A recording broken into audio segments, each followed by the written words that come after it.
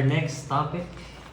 Yeah. We'll talk about, I'm sure a lot of people are going to be interested Yeah, in the topic of forgiveness. Alright.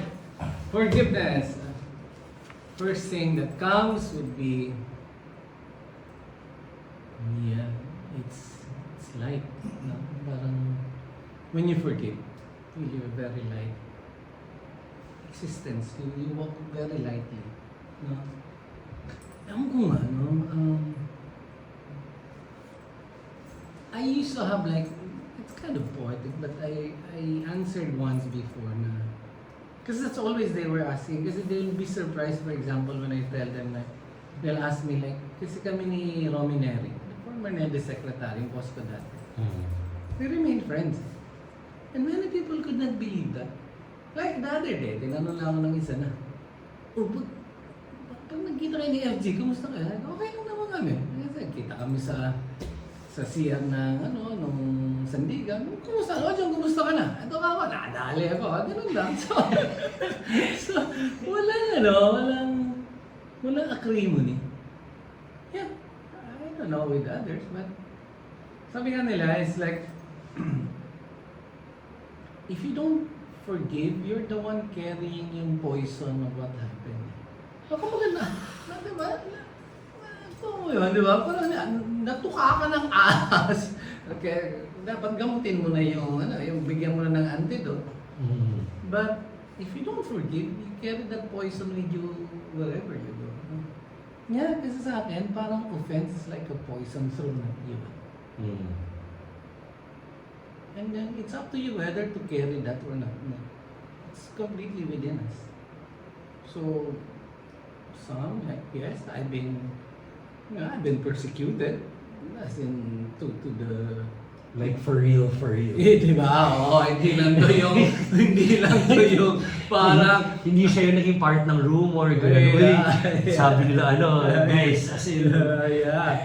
So, I was convicted for like, nakakatawa pa nga yung conviction ko because we had the state of mind of committing fraud. Kung dinibdibin ko yun, parang, nasintensya lang mo. Because we had the state of mind of committing fraud. Pag inisip-isip yun, hindi mo mapapatawad yung gumawa, di ba?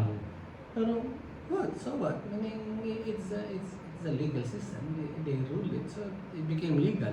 So ganun yun. Para sa akin, forgiveness really is if you like to travel this world, this life, in the remaining years of your life, unbothered by the word, then you just learn how to forgive.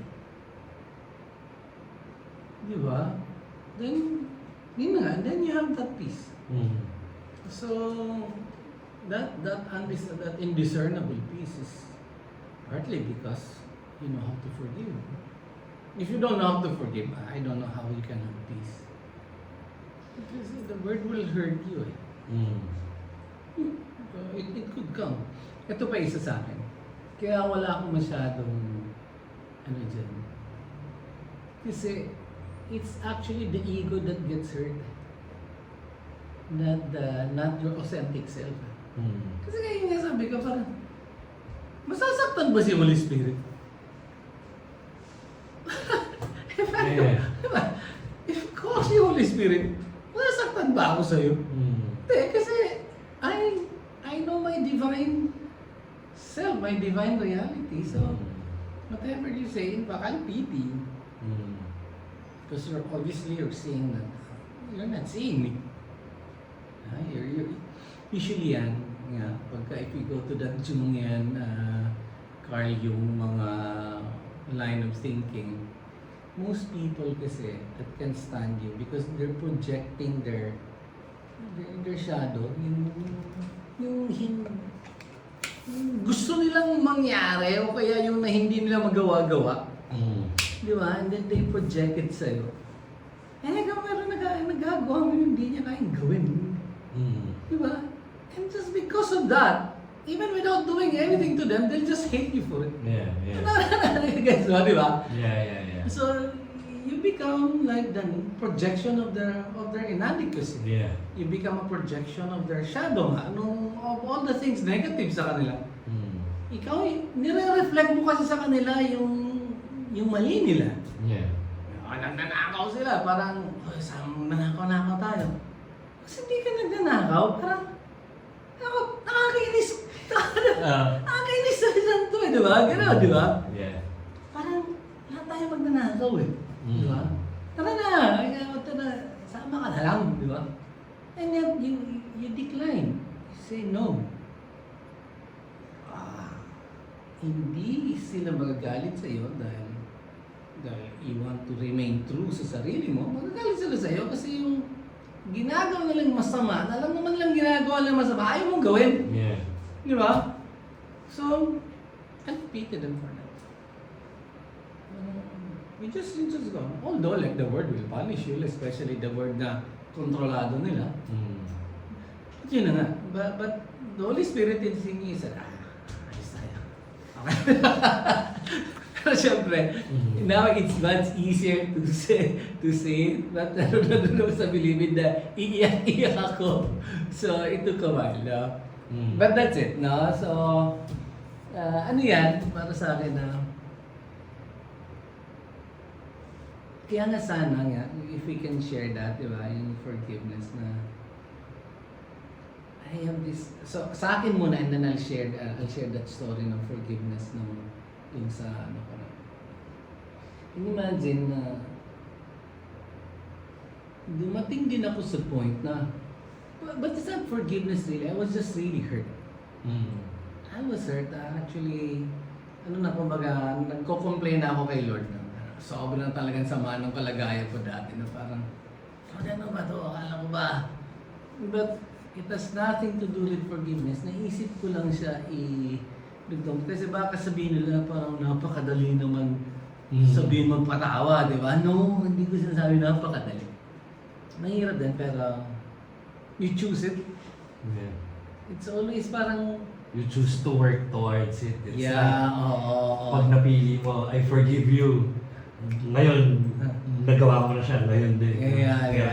Ano you were, parang, I don't want to make it appear na napakadali, di ba? But, yun na nga. If it's poison, you take all of that poison out of it.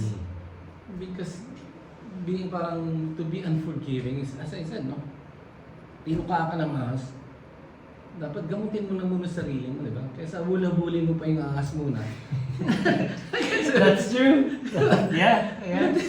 Tinuka ka ng ahas. Para pagalitan yung ahas. Diba? Okay, bawian mo yung ahas. Yeah. Diba?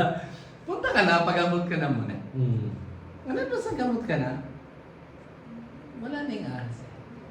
Let that snake out and away from your life. Kasi usually naman yan, tatakas na sa yan. After they betray you, after they do wrong to you, ang tendency ng mga yan, lalayo na sa iyo yan. Huwag mo lang habulin. Gamutin mo na sarili mo. Heal yourself first. So siguro nga, yung forgiveness is really healing para sa akin. So, yan ang image na forgiveness sa akin. Tinuka ka, binitray ka. If you will not forgive, habulin mo yung ahas na yun. Kamamatay mo pa yun. Kamamatay ng spirito mo yun, kamamatay ng katawan mo yun, kamamatay ng kabutihan sa iyo. Gamutin mo na, heal yourself. Let it go. Di ba? Yeah. Heal yourself. I'm not saying that when you get betrayed, heck, it hurts. No? It hurts like it. But don't seek revenge, don't seek anything, seek healing. Because we acknowledge, we recognize, we accept that those who have been betrayed will be hurt. Some will be hurt really deeply. Diba? So, to the victim, you can even call victim, diba? Heal yourself. Because to walk life with a victimhood, like with a victim mentality, that's the worst life can ever possibly do. It's so talagang it's depressing to walk through life with a victim mentality. Na, ano naman to mga to? Ano ba nasa gobyerno to? Traffic na rin, baha.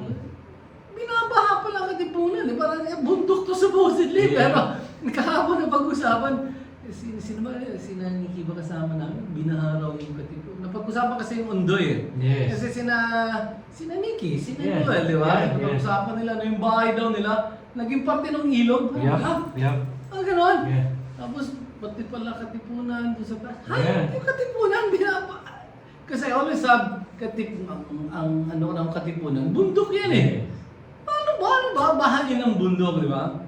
So, galing sa mga tao na supposedly in charge niyan, di ba? Yeah. So, kaysa magalit ka, wala ka naman din na. Just heal lahat ng mga, then you feel a victim again. Wala kang magagawa. No. Kasi that victim mentality talaga is so disempowering. No? No, heal yourself. Paggalingin mo muna sarili mo. And then, and then constant consciousness, the Holy Spirit focusing the gaze of the Spirit towards, I will really manifest God's goodness sa blugag na to o sa bagay na to. Eventually, ito lang. Yeah, yung sasabi ko, that's why I don't get disturbed with what's happening. Yeah. Wala yan. Because, again, even in physics, all this chaos at a certain time will just settle into an equilibrium. Walang ba, yung kabuktutan na to, yung kalokohan na to, pag nanakaw, pang-abuso to, even na yung pagpatay eh. Tumigil din, di ba? Yeah. At tingin mo ba, with more and more people focusing their consciousness, na sana mawala na itong mga to. Hindi, naririnig ko yun eh. Yeah. Sana mawala na itong mga to. I'm so confident of that. That eventually... Yeah, man. With so many millions of people like expressing that, eventually it will happen. Ilang 2 years, election na naman eh. Yeah. Diba? Tatak, de, joke. I mean, parang gano'n. Yung Yeah. iba nga eh, hindi na nahintay ng eleksyon na kulong na eh. Yeah. Di ba? Yeah. So yan ang ano ko, na chill ako dyan, parang, Lord, iba ka talaga. Gano'n ako na, isipin mo to these are sitting senators that are now gone or in the process of going away. Di ba? Why? Because so many people focus their consciousness towards that. Na sana mawala na itong mga. Ilang artista na lang nakalusot ng 2020. Sobrang surprisingly, kaunti na lang talaga. Yeah. Di ba? Yeah. Kasi nga, That was amazing. That was exactly. People, surprising result. they have to be hurt first before they learn. Sad but true. Experience is painful. Yes. Let them go through a painful experience. Putya niyo ako na ng ganito. Yeah. Pero nung hindi pa nila nararanasan, wala pa. Yeah. Diba? Kaya, hindi naman geologic times, no? Parang society, kasi geologic times runs into millennials, eh, no? But ito, in societal times, one more generation, all of this can be fixed. Kasi, in almost all, history, world history, political history, all it takes is 10 years of consistent good governance. It shifts na. Yeah. It deflects the trajectory na from cons downwards and then arrest, and then 10 years. All it takes is 10 years. And data will show that na countries should parang to shift their direction from downward, southward direction to be able to arrest the slide and go back up. All it takes is 10 years of consistent good governance. Just fixing the institutions. So, ganun yun. So,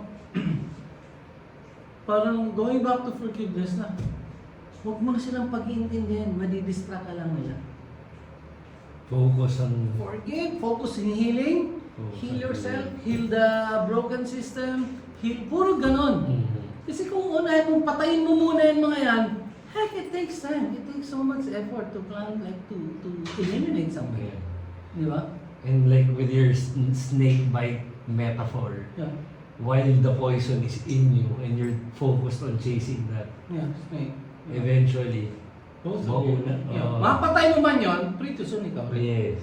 Di ba? Yes. Hindi na, heal yourself na. Mm. And then go on with your journey. Di ba? So ganito rin to sa atin. Na wag nyo silang pagpapansinin. Di ba? Heal yourself. Di ba parang sa ano?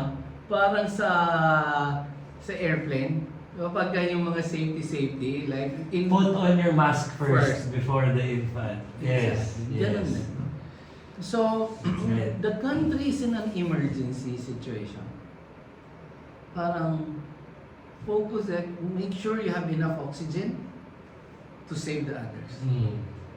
This is the best imagery I can think of right now of people who loves this country. Mm. Heal yourself, equip yourself. Yan. There's a saying, both Eastern and Western equivalent to. Rizal kasi favorite ni Rizal dun. That when the student is ready, the master will come. So, as a student, just constantly prepare on preparing yourself. Parang the Eastern metaphor naman ito is that parang you prepare yourself to train as hard and God will give you the weapon or the opportunity. So ganun lang. So don't focus on like inserting yourself. Kasi ego yun eh. Yeah. Kung if you look at yourself as the Messiah of that will come and save the world, heck, para sa akin,